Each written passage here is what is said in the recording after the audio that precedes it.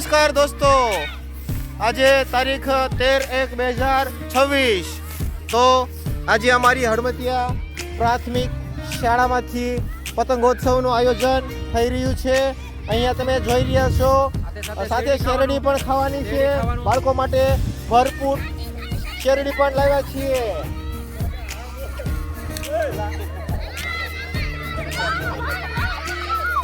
શરદભાઈ, આજનો પતંગ ઉત્સવ કેવો લાગે છે આપને? ખૂબ મજા આવી છે, બાળકો સાથે પતંગ ચગાવવાની ખૂબ મજા આવી છે. અચ્છા, સરસ. અમારા આચાર્ય શ્રી ગિરીશભાઈ લુહાર સાહેબને પૂછીએ, પતંગ ઉત્સવમાં તમને આમ કેવું લાગે છે સાહેબ? બહુ મજા આવી. બાળકો હારે પતંગ ઉડાડવાનો ખૂબ આનંદ આવ્યો. તમે કેટલી લાવ્યા છો? 5 ભારા. 5 ભારા શેરડી છે અને દરેક બાળકોને શેરડી પણ આજે ખવડાવવાની છે. અહીંયા તમે બાળકો મજા આવે છે પતંગ ઉત્સવમાં? હે, કેવી મજા આવે છે? બંસીબેન, ખૂબ મજા આવે છે. પીતિશાબેન, મજા આવે છે?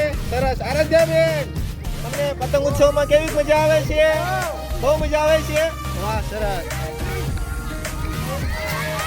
કાવ્યાબેન, તમારા હાથમાં પતંગ છે, કેવી મજા આવે છે પતંગ ઉડાડવાની? ખૂબ મજા આવે છે.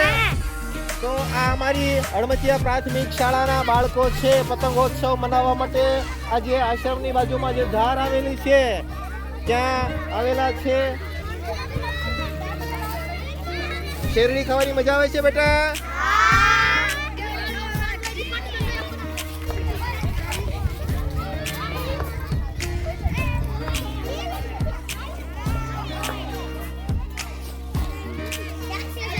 હરેશભાઈ,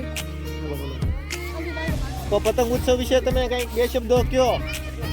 પતંગ ઉત્સવ એક ખૂબ જ આનંદનો ને ઉત્સવ. એમાં જે વિદ્યાર્થીઓને સૌથી વધુ મજા આવે. મકર સંક્રાંતિ જેમ સૂર્યનો પ્રકાશ આપણને વધારે મળે, મકર રાશિમાં સૂર્યનો જે પ્રવેશ થાય છે તે માટે બાળકો પણ આ ઉત્સવને જીવનમાં સારી રીતે ઉતારે એ માટે સૌથી મહત્વનો, અને બાળકોને આનંદ મળે તે માટે બધા ખૂબ જ ખુશ છે આ બાળકો. ખૂબ ખૂબ આભાર સાહેબ.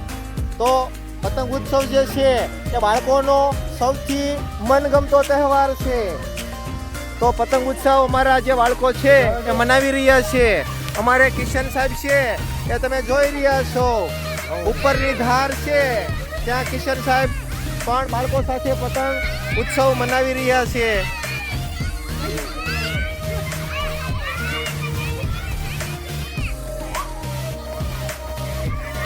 આ અમારે મંત્રભાઈ છે, ભણવા તો આવતા નથી પણ આજે પતંગ ઉત્સવમાં ચોક્કસ આવી ગયા છે. મંત્રભાઈ, મજા આવે છે? હે, પણ રોજ નિશાળે આવે ને બેટા, રોજ આવજો.